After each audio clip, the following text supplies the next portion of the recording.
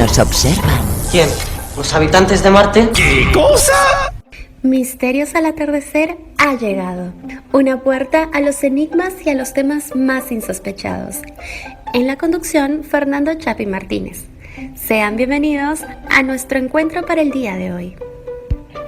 ¿Qué tal, amigos? ¿Cómo están? Bienvenidos una vez más a Misterios al atardecer. Como siempre, prácticamente al anochecer. Aquí Fernando Chapi Martínez al habla, una vez más, una ocasión más para tratar algún otro enigma de esos que se nos cruzan en el camino y con personas que lo han investigado. Así que tenemos nuevamente aquí, desde Estados Unidos, a Alex Ionetti, quien ha escrito sobre algo que a muchos nos sonará, la Cueva de los Tallos. Para los que nos interesan los temas de los enigmas, la historia oculta y demás, asociaremos seguramente la Cueva de los Tallos con el libro del oro de los dioses de Erich von Däniken, ¿no? Con todo esto de las placas metálicas, con estas figuras tan curiosas, hasta de elefantitos inclusive, ¿no? Que decían que guardaba el difunto padre Crespi allá en Ecuador.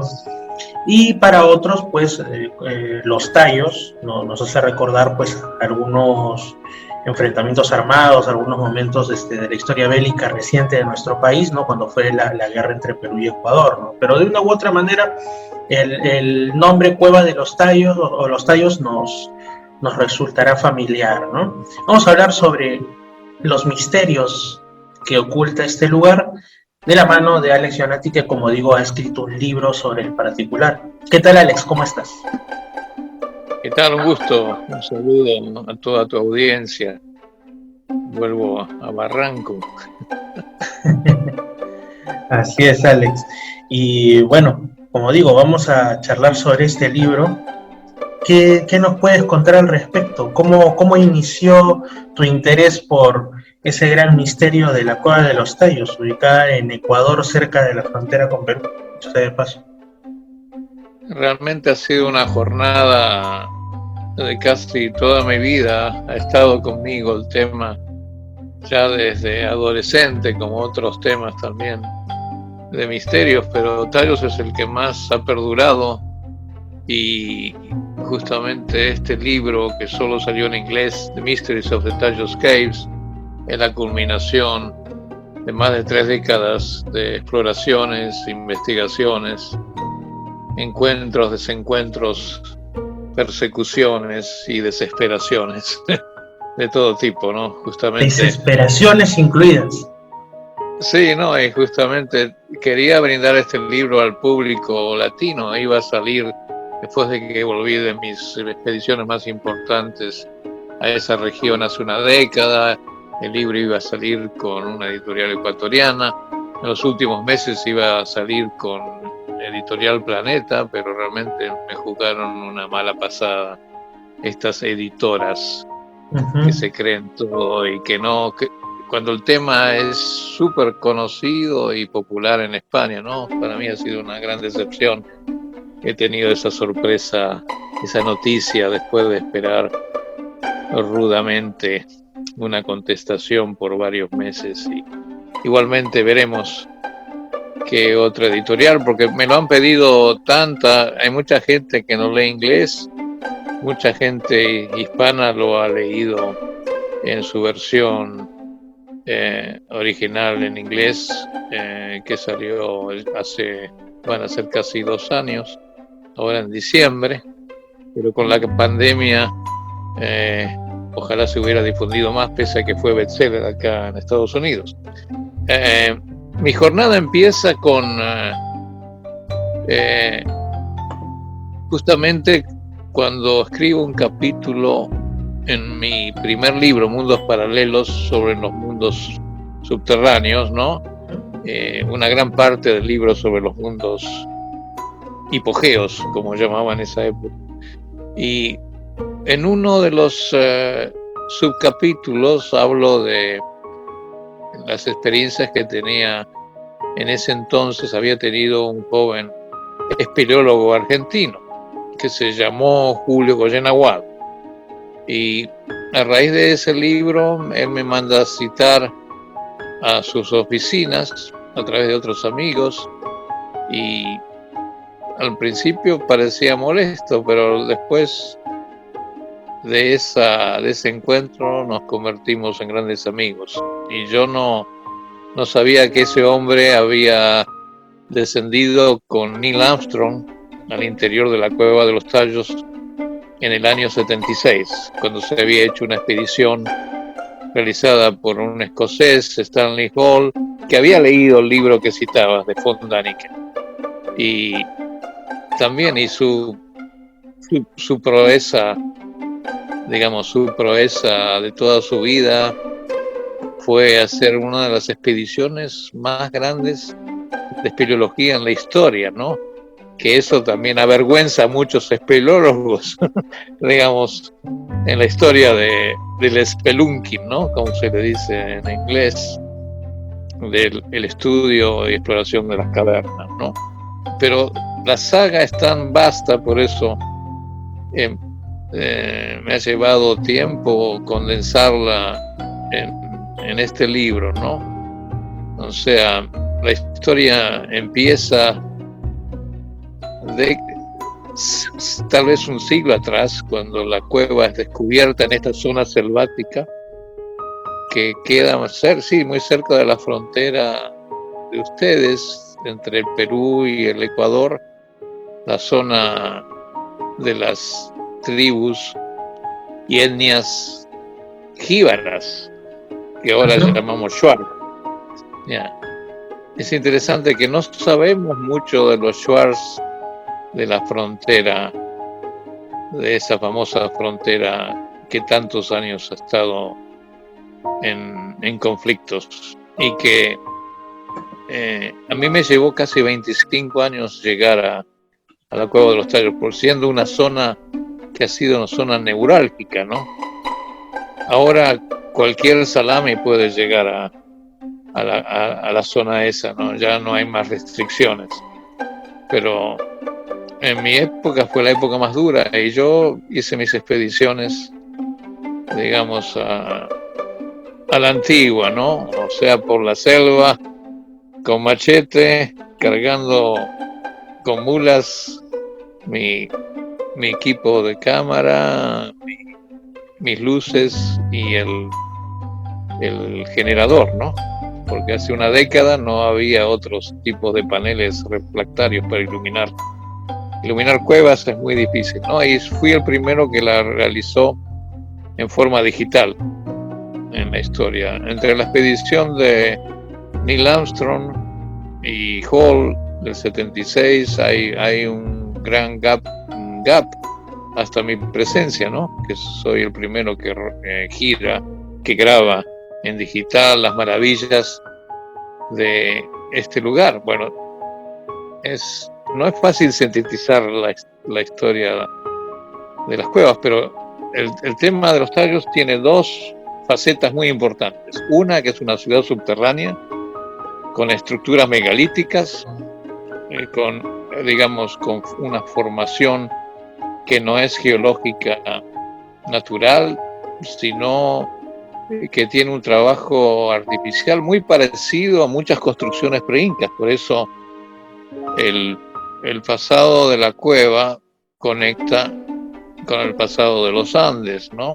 O sea, esas estructuras que están en superficie, donde la roca parece modelada y cortada en formas imposibles, la encontramos en el interior de la cueva, en forma subterránea, ¿no?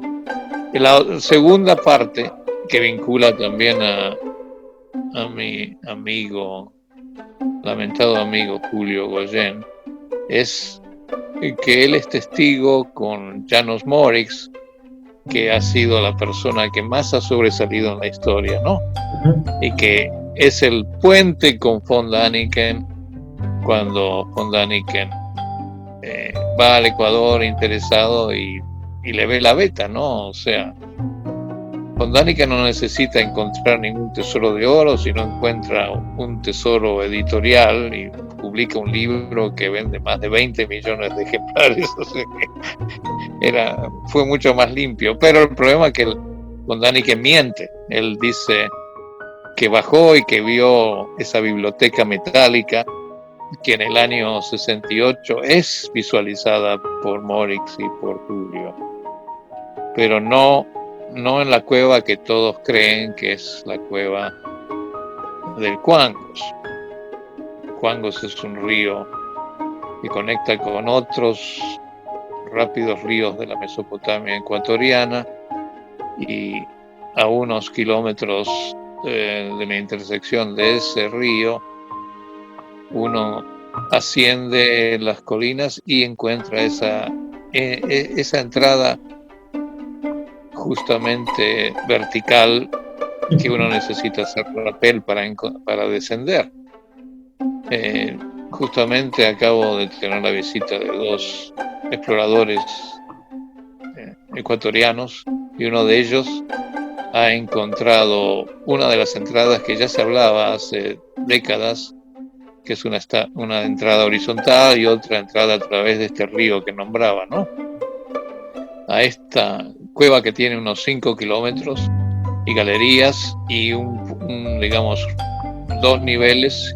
En el segundo nivel encontramos pasadizos pulimentados, como si hubiera sido drenado, como si hubiera sido excavado y sostenido el techo para avanzar.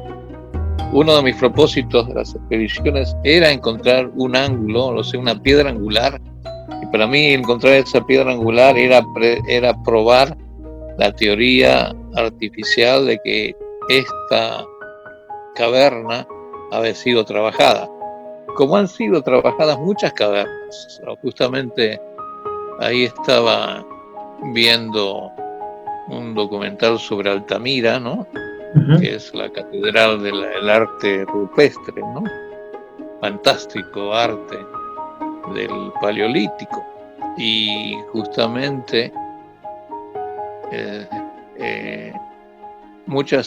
hay figuras también escultóricas dentro de la cueva, o sea, en tercera dimensión, o sea, representación de figuras zoomorfas. Hablábamos también de esa conexión que yo hago en mi libro entre la Cueva de los Tallos y Marcahuasi, ¿no? Ah, caramba.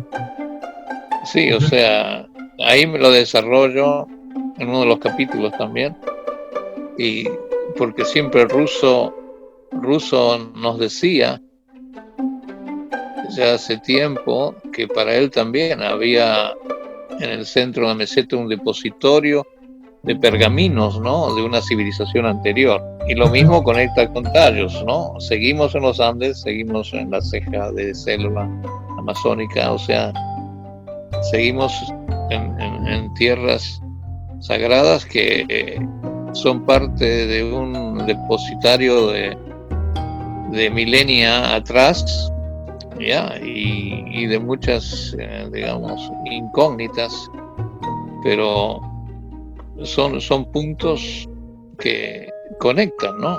O sea, estos pergaminos, parecido a los rollos del Mar Muerto, ¿no?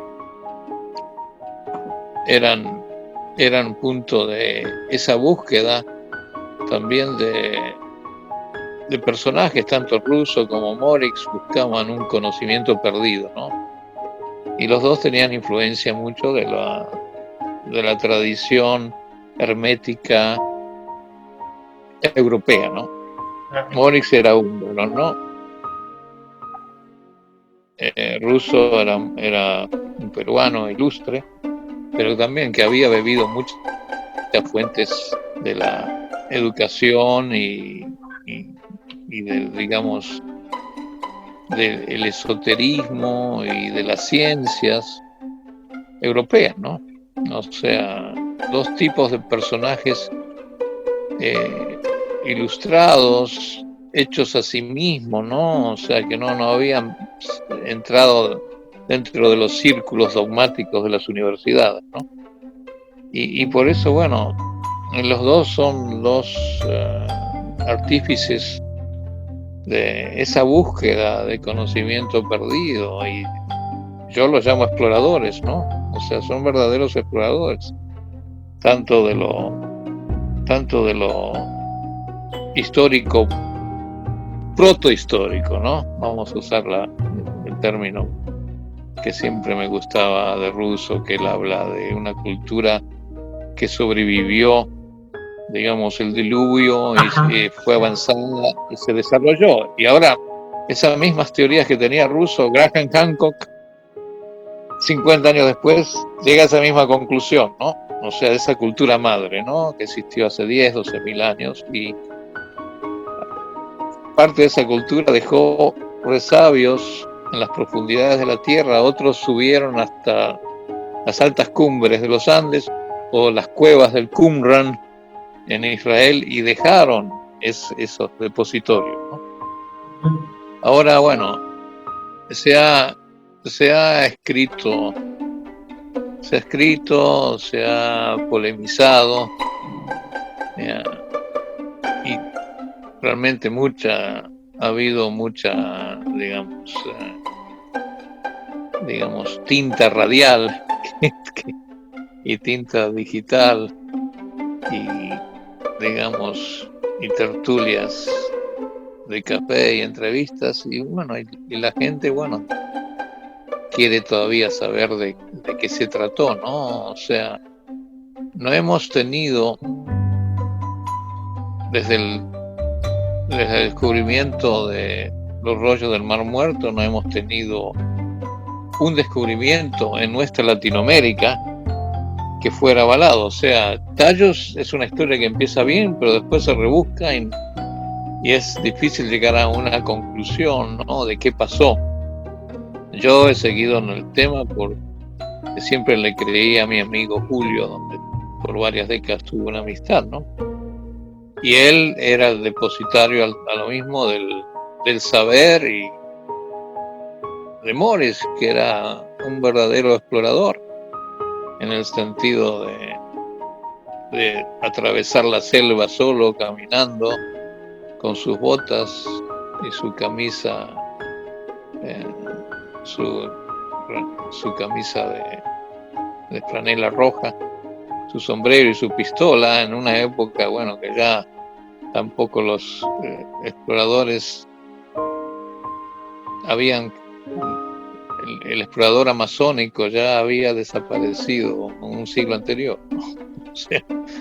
O sea, son realmente personajes vernaculares que corren una historia paralela y que no son aceptados por la academia, ¿no? Porque la biblioteca de los Tallos nunca fue encontrada, fue ocultada, no fue revelada,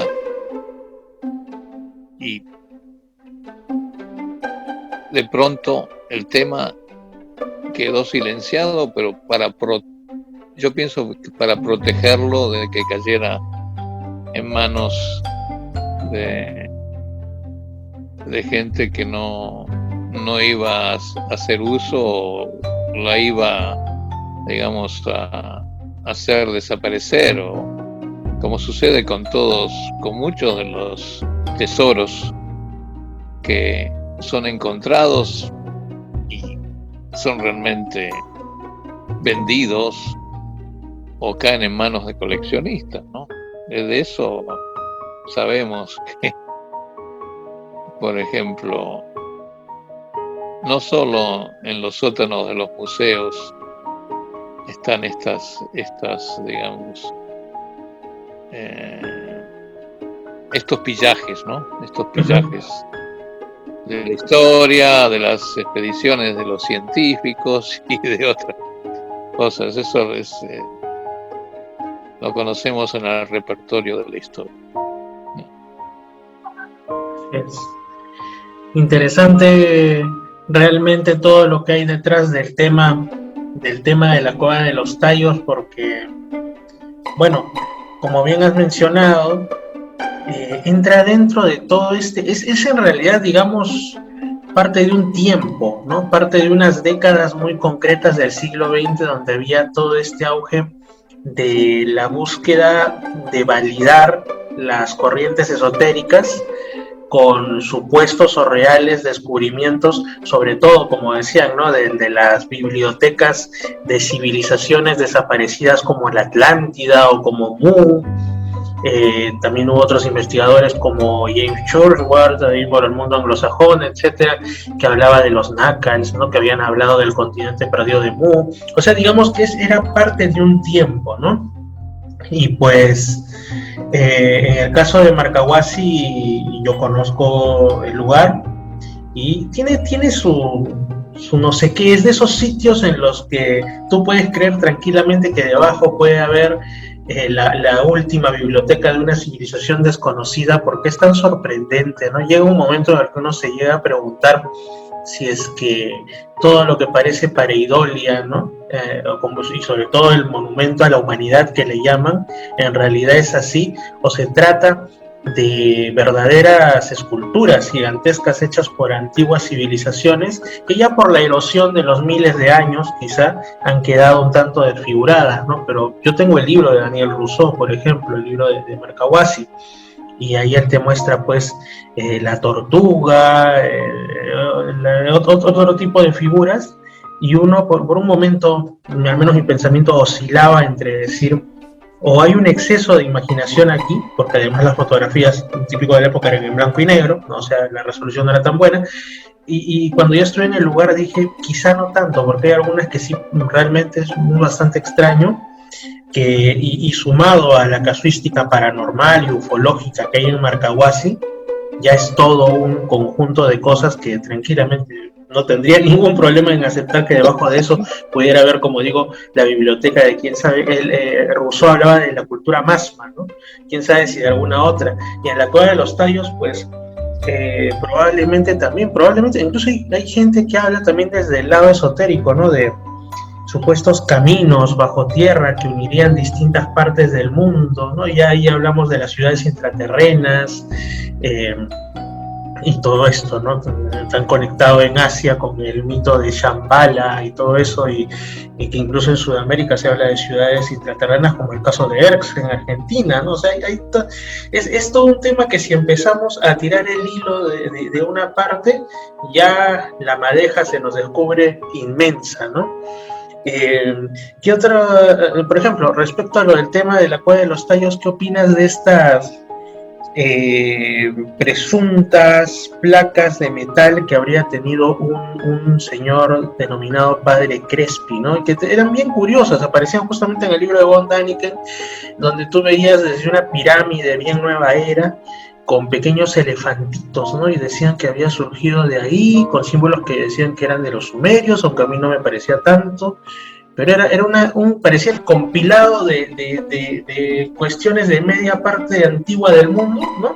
O de medio mundo antiguo, mejor dicho, en unas placas de metal encontradas en la selva de Ecuador. Entonces yo decía, wow, ¿no? La civilización madre, ¿qué pasó aquí? ¿Qué opinas de ello, Alex? Sí, no, el problema es que el Padre Crespi yo no lo pude conocer. Mi primera expedición proyectada a los Tallos, que fue en el año 82 y que nunca llegamos porque también se complicó la frontera y también la economía y la guerra de las Malvinas y mucho más. Wow. El propósito era conocer a Crespi, visitar a Crespi, pues ya habíamos leído El oro de los dioses, y von Däniken había realmente embellecido su historia y mentido diciendo que las placas de Crespi venían de los Tallos, y él dijo muchas de esas fotos que él puso de algunas cerámicas, él dice que las había visto ahí disimuladamente en su descenso a los Tallos, pero Däniken solo fue llevado a la entrada de una cueva en Cuenca, que no es la zona, digamos, de las cuevas de Morona Santiago, el sistema de cuevas, y ya la gente, y quedó grabado, ¿no? O sea, Crespi está asociado, pero los mismos salesianos, yo hice la reconstrucción tratando de entrevistar a varios que habían trabajado, habían, digamos, convivido con Crespi en los últimos años, en esa década entre el 70 y 80, y yo descendí a los sótanos de María Auxiliadora y pude grabar muchos de los latones y, digamos, y figuras de cerámica y de latón que habían quedado entre los colchones de los padres salesianos, ¿no? Realmente fue bastante triste ver eso, ¿no? Una canoa gigantesca hecha metal y labrada con el mismo estilo de muchas de esas figuras que tú decías, de la pirámide, de los gatos, los elefantes. Pero los gatos, cierto. ¿Cómo olvidar a los gatos guardianes de la pirámide? Los felinos que aparecen al lado de... Sí, que aparecen los venados. No, aparecen los venados. En un estilo artístico naif, ¿no? Sí, muy de la época. Kitsch y naif, pero sí realmente fueron más de la época milenaria de los Masmas, o tal vez del estilo cañar. Los cañaris fueron una civilización pre-inca muy interesante. Y ahí está la clave, porque yo he seguido la línea de otro padre salesiano que había explorado y hecho excavaciones. Un paleontólogo y arqueólogo argentino, que fue amigo de Crespi, pues pertenecían a la misma orden, ¿no? De los salesianos. Y este padre Molina había encontrado lápidas funerarias en la zona del Cañar y Azuay, donde había escrituras, digamos, jeroglíficas. Aparecía el elefantito, que tú como dices, del elefante, y aparecía una lápida en piedra muy parecida a esta estela de oro que tenía Crespi, que desapareció. La prestaron, creo que fue Claudona, se la llevó al Museo de von Däniken una década atrás. Había otro que estaba encargado también de la canonización del padre Crespi, que tenía eso en su poder, no sé, y esa plaquita que tienen los símbolos fenicios jeroglíficos, de escritura cuneiforme, desapareció. Y era una placa de 2 centímetros, de 1,5 centímetros de espesor, era bien sólido, ¿no? Y eso era oro, o sea, ese es un misterio, ¿no? Y se perdió mucho también cuando el Banco Central, los salesianos aceptaron la venta de las colecciones de Crespi, porque Crespi era un coleccionista y coleccionaba cosas de historia, coleccionaba películas, coleccionaba obras de arte, ¿no? Y tenía una pinacoteca del arte cusqueño, del arte precolombino y clásicos también de Europa que no se saben cómo llegaron ahí, aunque yo me pasé toda una tarde, el director del museo, el señor Abad, me dio libre acceso, ¿no? Pero no encontré ninguna placa, ¿no?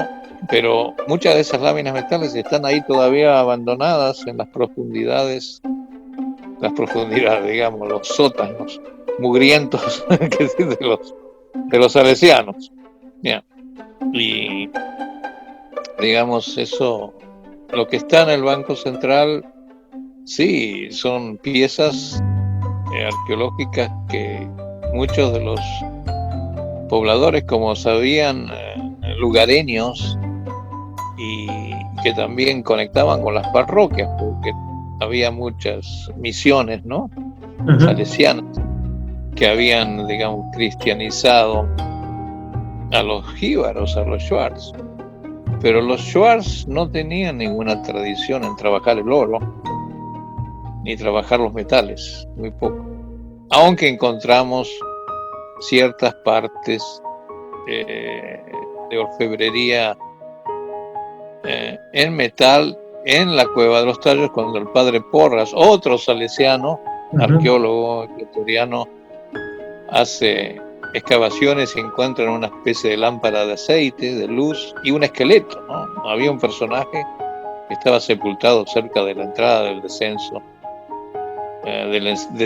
mayor de los 80 metros de la Cueva. tallos, ¿no? Y que desapareció. Yo estuve tratando de rastrear ese esqueleto y no sé si se lo llevaron ingleses o se pulverizó, como dice una versión, pero... Y era un esqueleto con alguna particularidad llamativa, lo pregunto porque, bueno, al menos en la zona andina de Perú y en otros lugares hay ciertas tradiciones que hablan de esqueletos gigantes o cosas así. No tenía el cráneo alargado. No tenía cráneo alargado ni era gigante, nada.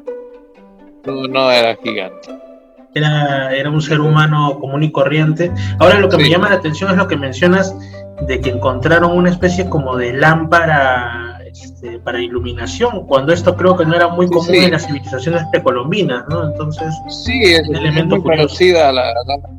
Exacto, es una... justamente en las filmaciones de los ingleses aparece un asistente del padre Porras sosteniendo esta digamos pequeña lámpara de cerámica o posedera en cerámica, muy parecida a la que lo utilizaban los egipcios, ¿no? Para poner, o sea, eso me extrañó y no sabemos qué pasó. Hay una exhibición dentro del Museo del Puse, que es la Universidad Católica de Quito, donde están algunos de esos resabios, reliquias encontradas por el padre Porras en esa expedición del 76. Yo pienso que si había un esqueleto debía haber, pero ¿cómo llegaron ahí, no? Porque hoy en día los jíbaros, los Schwartz, pueden bajar por lianas y haciendo, digamos, escaleras vegetales. O sea, es la única forma que hace milenios o antes de Cristo bajaron, ¿no? La datación de los huesos se dice que eran de 700 años antes de Cristo. Que yo me acuerdo, a lo mejor estoy equivocado en la audiencia, pero mis notas por ahí tengo los reportes de Porras, ¿no? Pero es extraño. Bueno, también en uno de los diarios de Julio, Goyen Aguado, se hablaba de que ellos habían visto un esqueleto bañado en oro.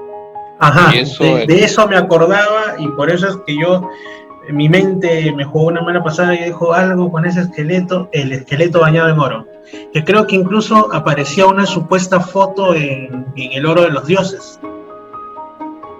Creo, no, clara. No, esa figura no sé, es de Dani, que es un esqueleto de piedra. Ah, ok, bien. Pero no, yo no creo que viene de otro lugar. Yo no creo que tampoco viene de la colección de Crespi. O sea que, ahora justamente parece que von Däniken tuvo un escritor fantasma que exageró también. Ahí mi colega Deborah Gosten acaba de descubrir que había un escritor alemán que reescribió ese oro de los dioses y le agregó un montón de cosas que von Däniken ha negado, ¿no? Pero parece que es una vertiente interesante, ¿no? Que hay que revisar. Que era un escritor que revisaba y tenía la tendencia a ser sensacionalista también, ¿no? Pero ese esqueleto es de piedra, ¿no? Bien. Gracias. Y no creo que sea precolombino. Me parece que viene de otra cultura. Tendría que ver la foto otra vez. Alex, pero y con lo que llevas investigando de la Cueva de los Tallos, ¿a ti qué impresión te da?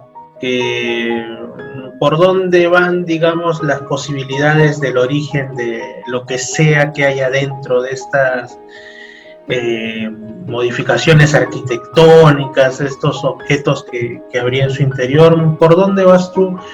¿Comulgas quizá con la teoría de Rousseau respecto a Marcahuasi, ¿no? Para los tallos, ¿no?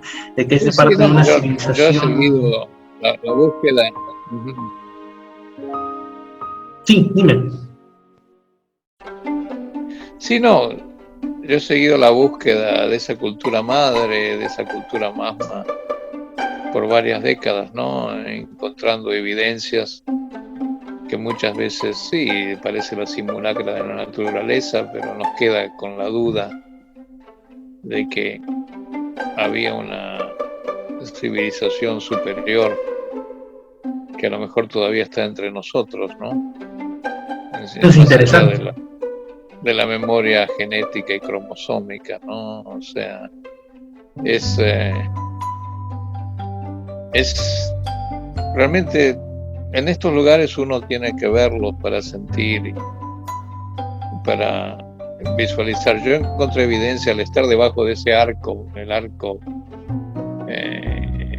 que es tallado y que divide las dos cavernas, las dos salas, y que fue elevado y que está apuntalado por dos piedras esquineras, ¿no? Lo que se llama la cornerstone, ¿no? Que eso lo encontramos básico en la arquitectura y ingeniería de construcción, tanto hace 3.000, 5.000 años como hoy en día cuando se construye una casa, ¿no? Esas piedras fundamentales. Pero ese bloque gigantesco que es como un megalito, similar al Baalbek, que separa las dos rocas. También en esa expedición encontré una de esos típicos grampas que conectan piedras que las vemos en Tiahuanaco.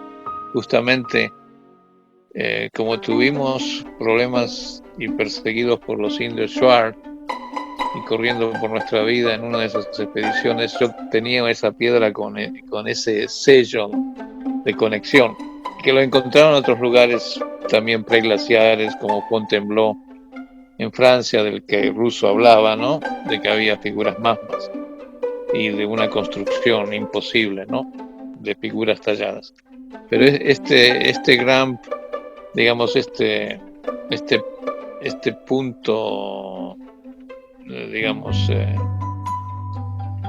broche de conexión de piedras que era de metal, que conectaba grandes bloques,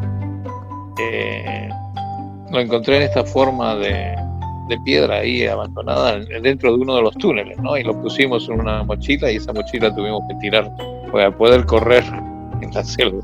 O sea que perdí esa reliquia, ¿no? Eso fue otra de las tragedias de esa expedición.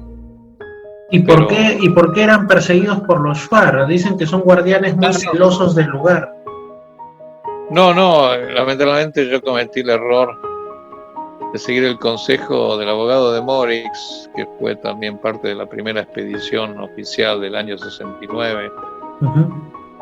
El doctor Gerardo Peña Mateus, amigo, pero que me presentó a un guía que se llama Lucho Nivelo, que era odiado por los jíbaros, y lamentablemente yo cometí el error de usarlo en 2 de mis expediciones, y la última se enteraron y venían a lincharlo a él, pero lo asociaron que nosotros estábamos con él, ¿no?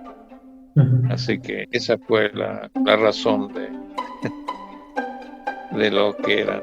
Sí, son celosos y no quieren a los colonos, pero eso cambió. O sea, a raíz de mi experiencia y de la disfunción de lo que pasó, ya se ha apaciguado el territorio. Como decía, en la época mía era un territorio salvaje. Ahora, digamos, cualquier niño en excursión escolar puede llegar a las cuevas y no son disturbados.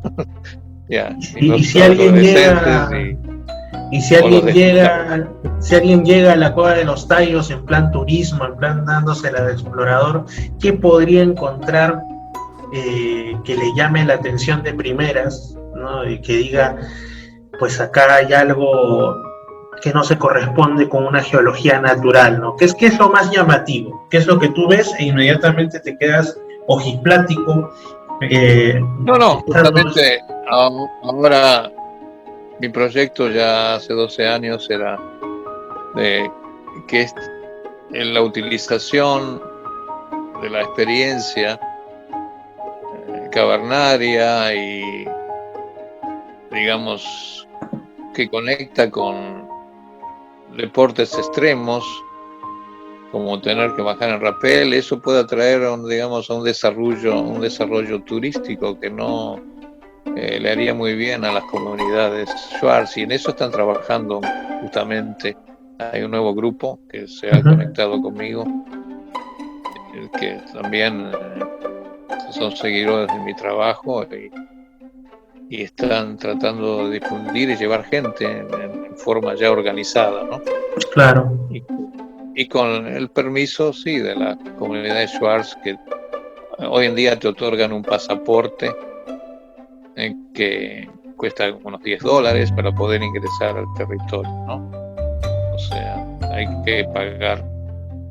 Como también se le cobra boleto a la gente que va a Marcahuasi. Claro, es exactamente lo mismo. Sí, para ayudar a la comunidad. Claro, a los comuneros, ¿no? Tienen todo el derecho, por supuesto, son sus tierras. Claro, no solo eso, sino que queda para la comunidad, ¿no? Y en ese caso son los comuneros, que tienen una estructura social muy interesante, ¿no? Que es casi milenaria, ¿no? Donde no existen bancos, no existe policía, no existe, o sea, tenemos como si fueran los cantones suizos del pasado, ¿no? Pero hoy en día, ¿no? O sea, es una larga experiencia. Pero volviendo al tema, sí, es una tierra inhóspita. El mundo de los Schwarz es un mundo de otra dimensión, ¿no? Porque tienen sus divinidades, tienen su catedral. La cueva del Cuangos es como la Capilla Sixtina, ¿no? Por eso debe ser protegida, ¿no? Y más la cosecha de los pájaros,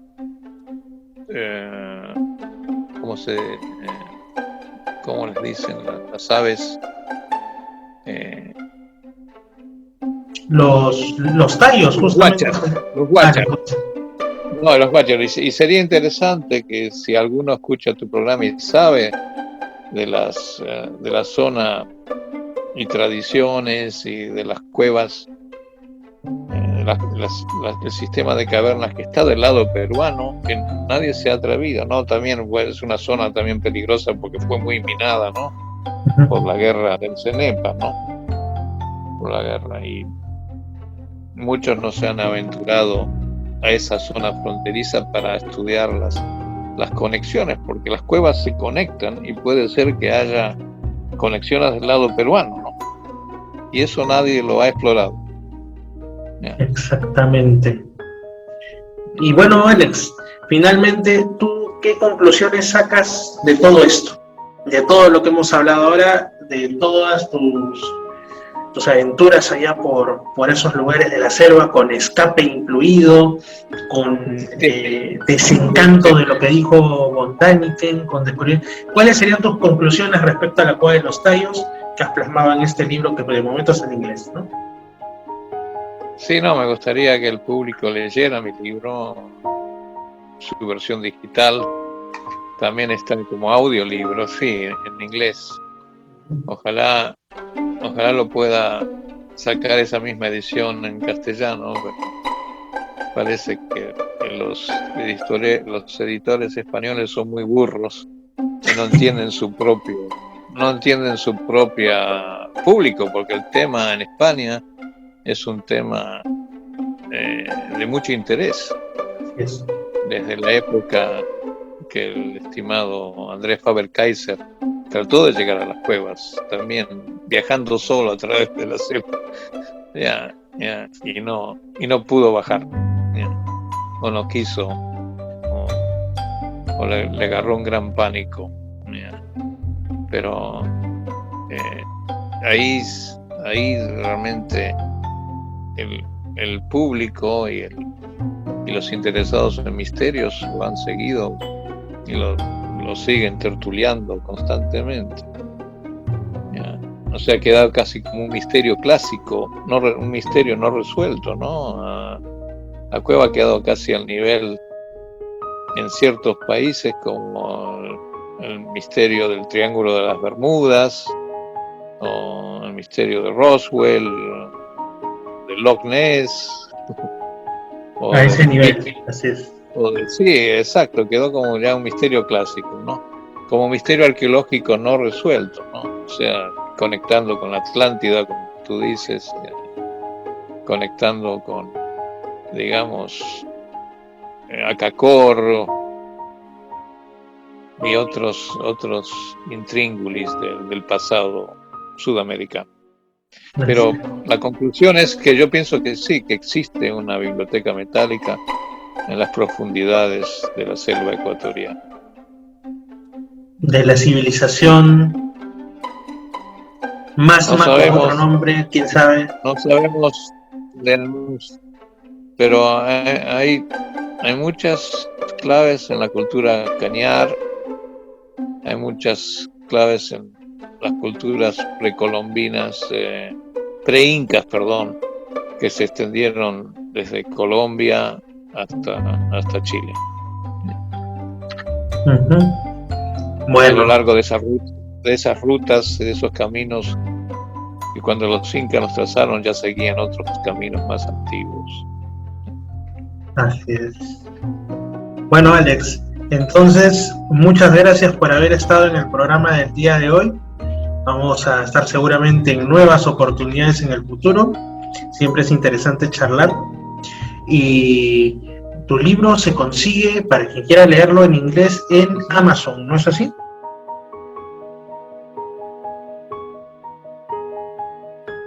¿Cómo? Tu libro se consigue a través de Amazon, ¿no es así? Sí, está en Amazon Prime. Está distribuido en Europa por Simon & Schuster, que también distribuye el audiobook. Y la editorial es Inner Traditions Bear Company, que es una subsidiaria de esta gran conglomerado editorial que es parte de la Simon & Schuster. Pero sí, está en Amazon, lo pueden ordenar, y está en muchas otras, digamos, agencias que venden libros a través de correo, o sea, o si quieren la versión impresa o también la versión digital. Excelente. Muchas gracias, Alex. Estaremos conversando pronto, seguramente, de algún otro tema apasionante del misterio. Ok, Fernando, a tu disposición. Saludos hasta Estados Unidos. Muy buenas noches. Saludo al sur de Lima. Gracias.